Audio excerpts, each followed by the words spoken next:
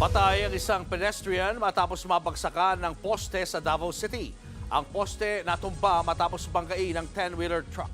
Nasa frontline na balitang yan ang aming Mindanao correspondent, Bril Montalvo. Sa kalsadang ito ng Barangay Sasa, Davao City, alas 3 ng hapon kahapon, makikita ang biglang pagsulpot ng 10-wheeler. Kung pagmamasdang maigi ang video, meron palang lalaking nakatayo sa gilid ng kalsada. Nawasak ng truck ang pader at napabagsak ang poste, na tumama naman sa biktimang si Ariel Linsag, 54 years old. Dead on the spot siya. Ayon sa pulisya, nag-aabang na masasakyan ang biktima nang madisgrasya siya. Habang ang truck naman kakadeliver lang ng container sa lugar at pagarahe na sana ng maaksidente. Depensa ng truck driver na si Renato Tubis, nawalan umano siya ng preno.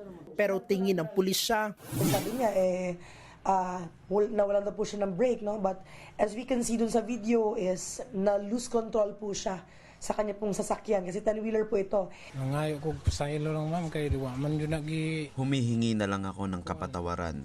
Hindi ko talaga sinasadya. kasalukuyang nakakulong ang driver.